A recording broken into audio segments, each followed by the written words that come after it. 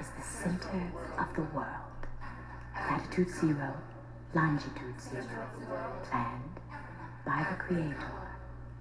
Cisanthropus was the first man found on the earth. That earth was the motherland, Africa. Center of the world.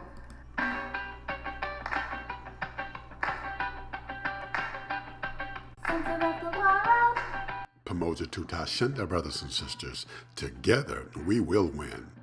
Brothers and sisters, today Visions of Our People is sharing the vision of the husband and wife team of Sister Lindiwe S. Lester and Brother Sondai K. Lester. They are the authors of a dynamic new book entitled Connections Remembered: The African Origins of Humanity and Civilization and the Impact of Historical Memory on Black Identity. Connections Remembered is an updated version of the book they wrote together some years ago that goes by the same name and is written in the same vein as Brother Sondai's book entitled Who Dropped the Ball on Our Kids that he dropped in 2019. Sister Lindiwe and Brother Sondai Lester are also one of my mentors and many others around the country. In addition to being great friends, they are two of the great minds in the Pan-African world community. Visions of Our People had the pleasure to talk with them about their new book, Connections Remembered, by phone. Who is Sister Lindiwe and Brother Sondai Lester? Who is Sister Lindiwe? That's a good question, K-Fing. And the book is about identity, and I still am not completely clear on that because I think identity evolves and changes over time. But what I know for sure is I am Black, and I love the word Black more than African American because I know I'm Black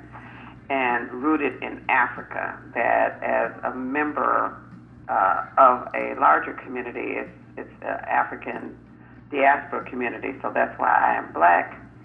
First, I am a woman.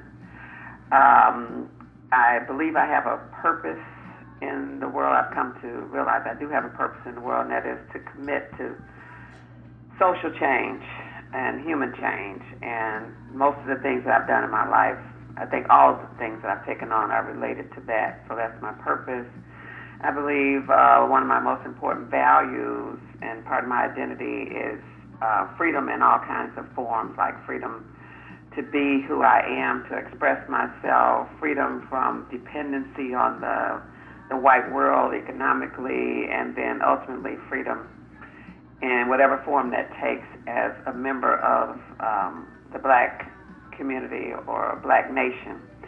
I think also part of my identity is as a creator and as a leader, both formal and informal. And finally, I think it's the various roles I play as a member of a community, whether it's a partner in a marriage, family community, the larger community of friends with like minds who are committed to some kind of change. So, but now that's who I am, and I think that continues to change.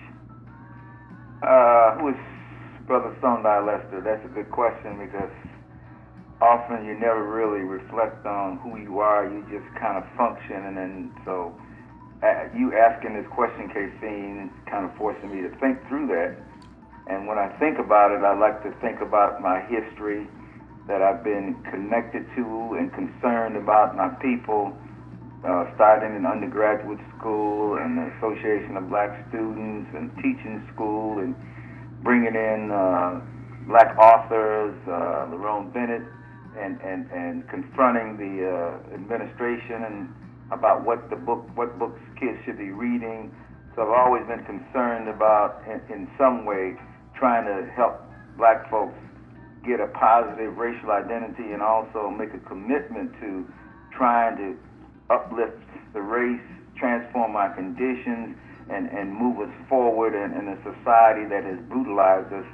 And given the current conditions, it's becoming more and more obvious to more and more people that we don't live in a post-racial society, that Black people really do have to unify and come together, and hopefully I've spent the last 50 years trying to do that. I've made some kind of impact on Black folks recognizing that need and coming together and trying to do something that will serve our collective interest.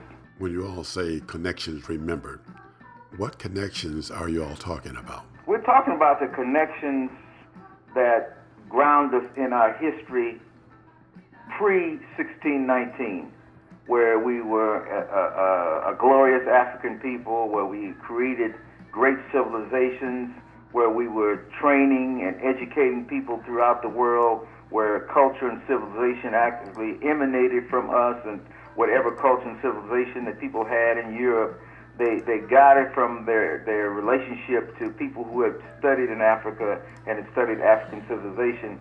We don't have those connections, and so we think we started on a slave ship, and started on a slave ship kind of messes up your identity. It kind of disconnects you from your full identity, and recognizing the slave ship is just one part of your history, and that who you are extends before 1619 in Jamestown, and that there's no reason to feel ashamed because of what you look like, the color of your skin, or the texture of your hair, that you come from greatness, and that you can restore that greatness once you realize exactly who you are through these connections.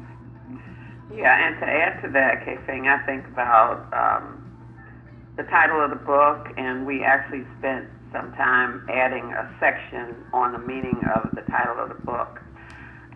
Because I think personally, when I think about where I draw my strength, it certainly isn't from engaging in the world every day with the oppression that we face every day, with all the challenges that Black people face, being declared inferior and treated as second class. But I draw my strength by remembering connections, one, to my father, in particular, because he always told us from the very beginning, we might be poor, but you have to remember, Black people are strong, we are brave, you can be whatever you want to be, you are smart. And then those connections that go back even further, as Sondai said, to our history. And those connections that are millions of years of history, we have to tap into those to transcend the difficulties that we face and all the negative stereotypes that are placed upon us. So it's just really going into this meditative state, really, to say, who am I? Where are my connections? Where are my roots? And so the book is trying to lift us up in terms of the millions of years of glory compared to this short time of oppression. So those connections. In the book, you talked about collective dementia. What is that? Dementia is a disorder where people begin to lose memory. They lose the sense of who they are. They lose the sense of their connections to other people, who these people are, which establishes your own identity, because your identity is a collective effort, starting with your parents, and then as you grow up, all the other people that begin to identify you in the context of who your parents say you were. And when we talk about it as a race, we're talking about the dementia where we've lost the sense of who we are long term, and therefore we don't have any continuity, and then we begin to act in ways that are against our best interests, because we have been conditioned to think that we are less than, that we belong as second-class citizens, or we ought to try to figure out how to go along, to get along. Really the essence of a lot of the struggle, the civil rights movement, all of that, trying to integrate, was that sense of we needed to get inside our oppressive society and hopefully get some benefits from him accepting us rather than us accepting ourselves, and trying to figure out how can we function without having to try to figure out how to get along or fit in or be second-class citizens. So that collective dementia is that loss of memory, that loss of our essence, that loss of the greatness of Africa, and how we are descendants from Africa, and how we were torn away from the continent and torn away from that greatness and separated from our origins, our beginnings, and even worse, losing a sense that we are African people, and that even though we're in the United States, we're still part of one people, and we're part of one continuous history, and that one continuous history, especially in the last 400 years, has been to deny and diminish us as a race on the continent and in the diaspora. And so we have to bring back all those memories so that we all know we're one people, whether we're in Jamaica, whether we're in South Africa, wherever we are, it's one continuous history. We got separated, but we got separated in a way that they were able to control us, and now we have to, in our minds and psychologically, get unified again so we can move against all the things that have been done against us. So that's the kind of collective dementia we're talking about, and that's the kind of disorder we have to fight against. What is your vision for Connections Remembered? Mine is kind of simple, though it will take a lot to accomplish. Mine is that it gets in the hands of everybody who's working with black children. It gets into the households. It's on the table. It's a book you pick up all the time that reminds us and documents our greatness as a people, from the origins of life itself in Africa, what Africa is geographically, to say, hey, what is that country? What are those 5 countries in West Africa? Where did what part of Africa did the slave trade take place? When did humanity begin? In what part of Africa? So my vision is that it's just an everyday, common part of every black household's library. And if we can do more and get it into colleges of education for those who are working with our kids in school, that would be amazing. Yeah, I like to think of it in terms of a vision, something similar to where, people do these genealogy efforts, and they put together these, lines, who came from who and who's related to who. Hopefully this book can represent on another level that same kind of genealogical effort, to say, we can't say specifically, but we can say we know where we came from, we know what we did, and we can begin to see who we are in the context of that wider vision. And hopefully that wider vision is circulated, especially among young people. I like to see, teachers get it, or anybody working with youth groups and churches, whatever else, and use this as a background or as a structure to try to talk to kids about who they are in the context of the long-term global historical vision that precedes slavery, and that shows how important black people, African people were to the whole emergence of humanity and civilization. So hopefully that is what happens, and that's what the minds of people begin to understand and begin to circulate and pass on to people all across the country, and maybe ultimately all across the world. When does Connections Remembered drop? Our official launch date is June 15th, although having it at Amazon.com, it's already there. So some people have gotten it there. But we also are really trying to get our people in particular to get it at our website, pseinstitutebooks.com. And I'll repeat that again later, but I want to say a little bit about that website.